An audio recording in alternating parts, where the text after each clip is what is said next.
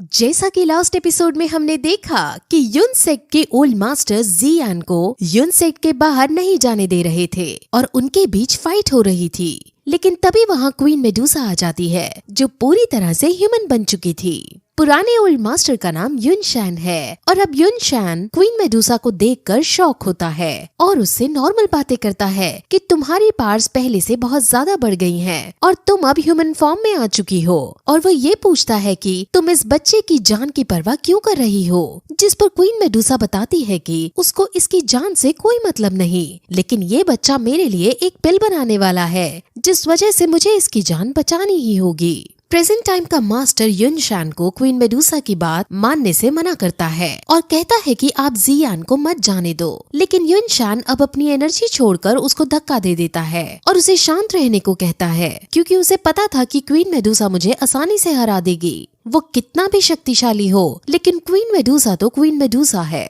वो queen Medusa को रास्ता दे देता है और अब फाइनली जियान क्वीन मेडुसा के साथ वहाँ से निकल जाता है। अब फिर प्रेजेंट टाइम का मास्टर युनशैन के पास आता है और वो उससे बातें करने लगता है, जिसमें युनशैन को ये पता चलता है कि जियान जियो ट्राइब से ताल्लुक रखता है और ये जिहान का बेटा है। ये सुनकर वो एक अजीब सी इविल स्माइल देता है।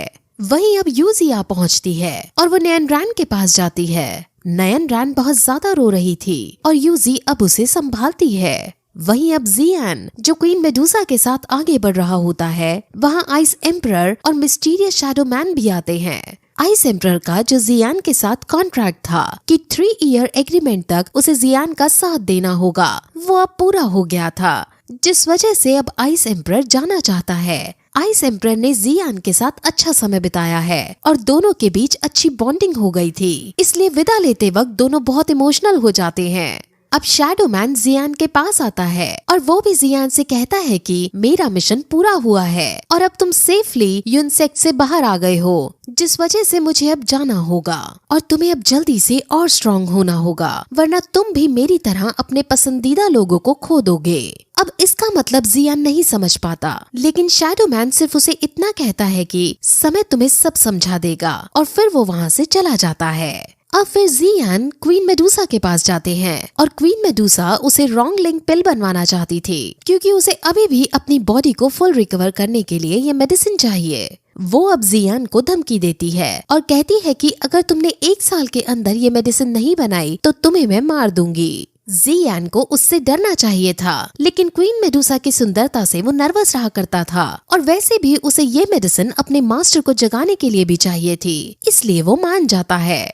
अब वो सबसे पहले उतन सिटी जाकर अपने फादर से मिलना चाहता है और अब वो फिर वही करने के लिए निकलता है, लेकिन रास्ते में उसे इस पिल को बनाने के इंग्रेडिएंट्स भी ढूंढने थे, इसलिए वो अलग अलग जंगल अलग अलग शॉप्स में जाकर इंग्रेडिएंट्स ढूंढता है। उसे ऐसा करने में बहुत स्ट्रगल करना पड़ता है, लेकिन उसे इस मेडिसिन के इंग्रेडिएंट्स कहीं नहीं मिलते। जियान जब जब इंग्रेडिएंट्स ढूंढता था तब तब क्वीन मेडुसा आराम से फल खाती थी और ये सीन बहुत फनी एंगल ले लेता है क्योंकि हम जियान जैसे शक्तिशाली योद्धा को एक लड़की से डरकर ऐसे काम करते हुए देख रहे हैं। फ्यूचर में क्वीन मेडुसा और जियान के बीच बहुत कुछ होने वाला है, इसलिए क्वीन मेडुसा का नेचर और उसके बिहेवियर को जानना हमारे लिए इम्पोर्टेंट हो जाता है।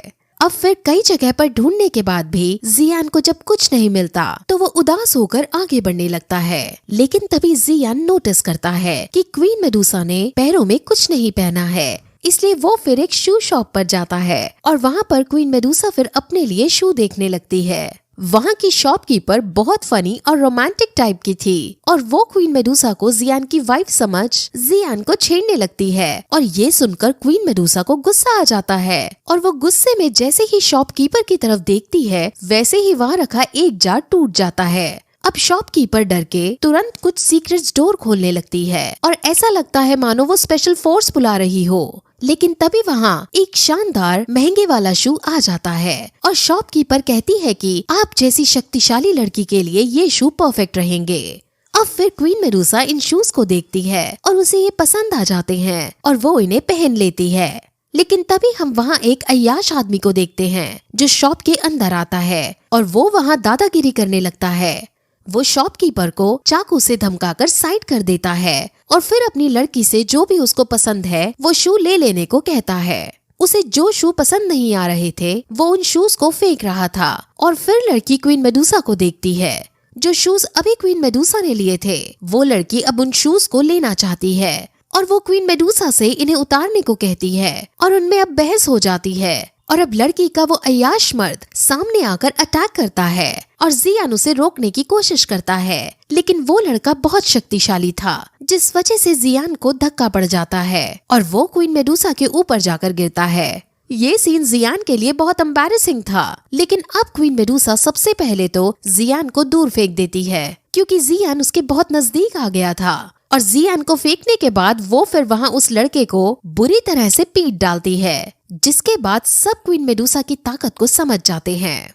वहीं दूसरी तरफ हम उटान सिटी में जियान के ट्राइब को देखते हैं। वहाँ पर किसी ने अटैक कर दिया था और जीहान और बाकी सब मिलकर भी उन्हें नहीं हरा पा रहे थे। और जीहान अब फिर उनके सामने जाता है और उनसे उनकी आइडेंटिटी पूछता है और ये भी पूछता है कि आखिर तुम हमें मारना क्यों चाहते हो, जिस पर वो कुछ जवाब नहीं देता। और जब उसे ये पता चलता है कि ये जो सामने मुझसे बात कर रहा है ये जीहान है, तो वो तुरंत जीहान पर अटैक कर देता है और फिर यही ये एपिसोड इस तरह खत्म हो जाता है।